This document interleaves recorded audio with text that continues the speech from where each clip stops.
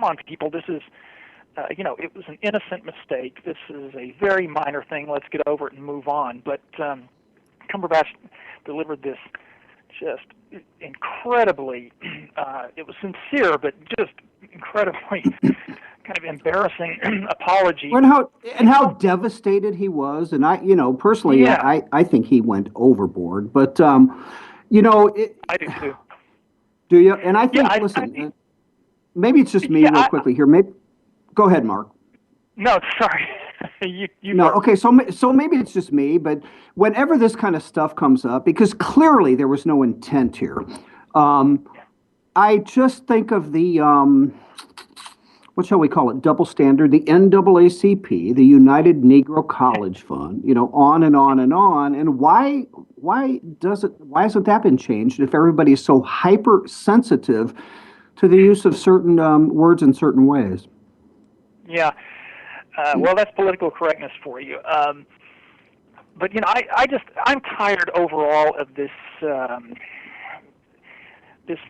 pop culture standard that we seem to have, where any celebrity who says something that someone finds offensive is required to deliver a humbling public apology to masses of strangers that they don't even know, and never intended to offend. I'm wildly opposed to that notion that celebrities owe us all apologies for things that they say or do. Politicians Especially either. especially if no offense was intended and no real world harm was done. So, but sadly, we live in a culture in which strangers on the internet believe that they are owed a contrite apology from celebrities they don't even personally know. Michael. Oh, I thought I lost you guys. Sorry, it just got so incredibly quiet. He was napping. I'm like, wow, obviously I'm no longer on the radio here because it sounds too good. Yeah, I saw that and I just thought, you know what, I appreciated your take on it, and it's like, so if I say, for me, I find it to be, people of color what I'm making reference to is I'm making reference to all different kinds of races, and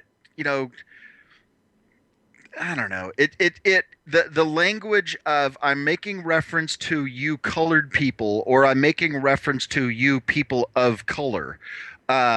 Is that little additional two-step there required to show that I'm sufficiently sensitive? I mean, Yes. is that what it boils down to? Oh, yes, definitely. You have to be very careful about conforming to the proper language as it evolves. That's required from politically correct authorities. You know what? Real quick here, just because Mark, I want you maybe saw this, but to that extent, and taking it just to a ridiculous extent, it was it was this month. It was a couple, 2, 3 weeks ago, during the whole terrorist thing in France.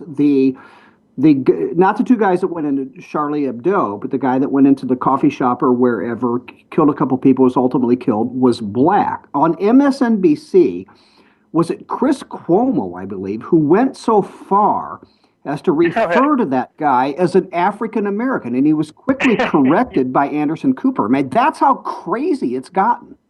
Yeah, I remember that. Yeah, that was kind of comical. Yeah, it's just, obviously, I have a certain sensitivity to it as I pull out my beard and can state something that I've got mixed race family, as do you, Mark. Yes.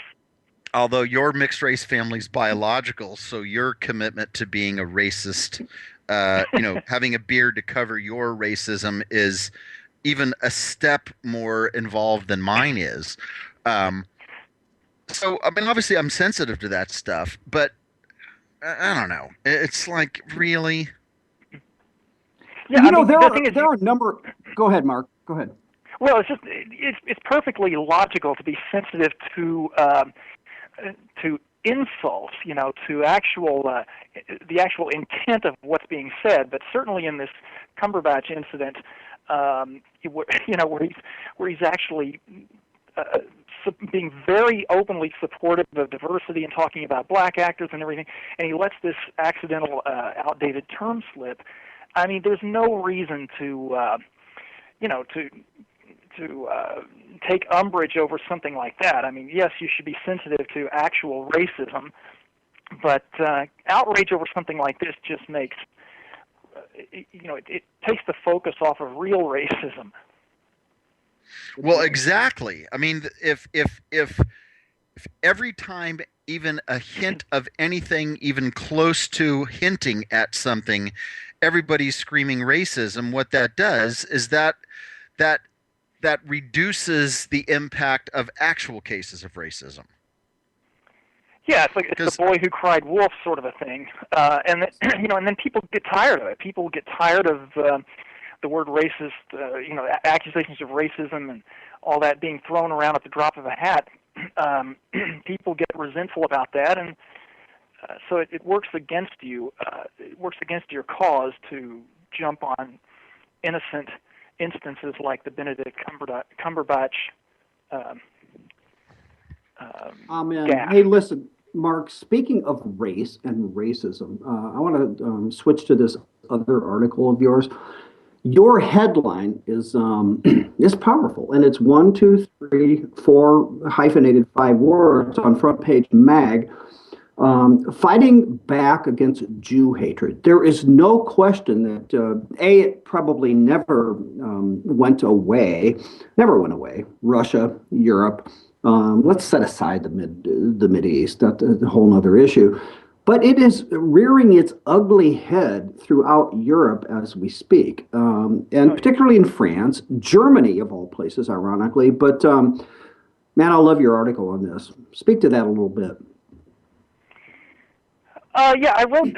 Yeah, it's called Fighting Back Against Jew Hatred, because what we're seeing, especially in Europe, is seeing masses of Jews fleeing Europe because of the rising anti-Semitism there, and the violent anti-Semitism. So they're particularly fleeing France, but Europe itself has just become a hotbed of violent anti-Semitism, and a lot of times the solutions that are offered to Jews is, well, just leave, just flee. And so I said, well, it's time for Jews to start fighting back on a personal level, on a self-defense level. It's time for Jews, quite literally, to start arming themselves and to learn how to use weapons and to be prepared. Half the time when the French police show up, they're unarmed and can't do anything. It's too late for the authorities to save you. It's time to stop running and start confronting the violent Jew haters head on. And that's a very problematic issue for Jews in Europe because they don't have our Second Amendment like we do here in this country. But I think it's time maybe for a populist movement in Europe, not just among Jews, but among other innocent. Do we still have him? Uh-oh. I think I lost them too. I think we did. Looks like Jessica. the call just dropped. Pardon me? It shows him still on. Hold on. Ring him back up if he's not. Is that the anti-Semites controlling the media, shutting him off? I think it might be. And, this is a fascinating article. Dude is a good writer, man. It is a fascinating article. I want to find out where this JewsCanShoot.com came from. He has the Star of David beside JewsCanShoot.com. But he's exactly right, man. How many times in history have Jews in multiple countries acquiesced, depended whatever on the government to take care of them? Yeah, well, you know what? We should probably bring up with him about what's and a lot of that is in response to there are two basic responses to the Holocaust, which obviously we've heard one of those being Evan Sayet has talked about that as an explanation for the leftist tilt, at least for a lot of American Jews. Yeah, Evan articulates that very well. Right. But yeah, just I don't know about you. I mean, I think I know about you because I think I understand your politics. But I have been a strong backer of Israel as long as I can remember, and recoil at the fact, back to the Evan explanation, of American Jews by and large voting overwhelmingly Democrat. There's no better friend to Israel in the world, to the Jewish nation in the world, than conservatives in this country, i.e., sometimes known as the Republican Party. Yeah. Yeah, and there's a myriad of reasons for that, some of which I love, some of which I don't like, frankly, which we can get into some other time. Did you see Did you see, Michael, where I just saw this morning in response to the whole Charlie Hebdo thing, with the Muhammad cartoons? Iran is sponsoring the Holocaust didn't really happen cartoon thing. We have Tapson back. We don't have a lot of time. Mark, sorry, whatever happened there, dude. No worries. I don't blame you for cutting me off. I was kind of rambling. So where does JewsCanShoot.com? I love that, and you have the Star David next to it. Where's that come from?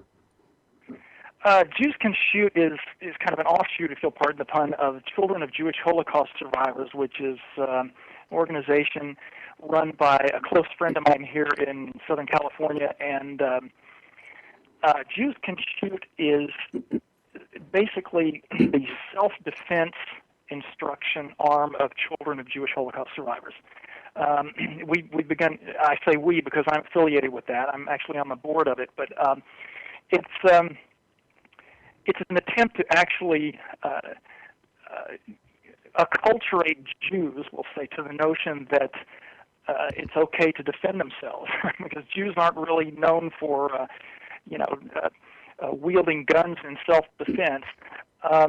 So it's a notion. It's a way to sort of acculturate Jews to the idea that it's time to start learning to defend yourself, and to get used to the idea of guns, and to take advantage of your Second Amendment rights.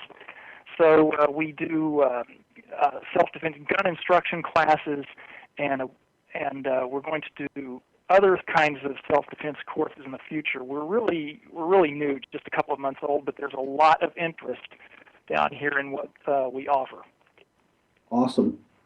Well, it's amazing to me that's something that's important here in the States, because that would not be something important, for example, within Israel itself. Huh. Well, unfortunately, they have pretty strict gun laws in Israel as well. I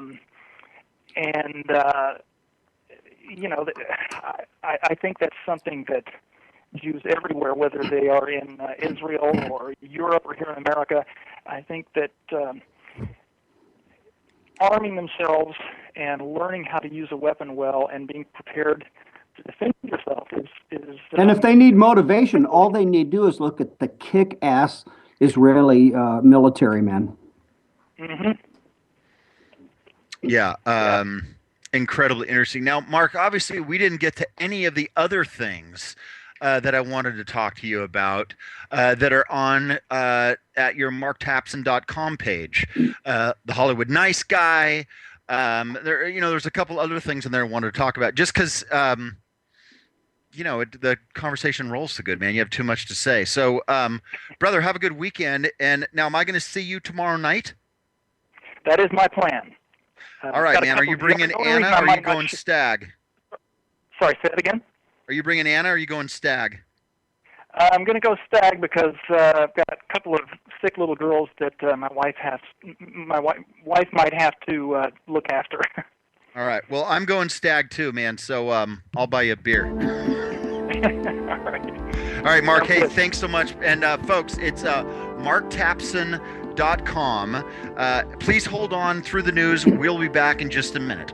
Mark, as always, thanks, brother.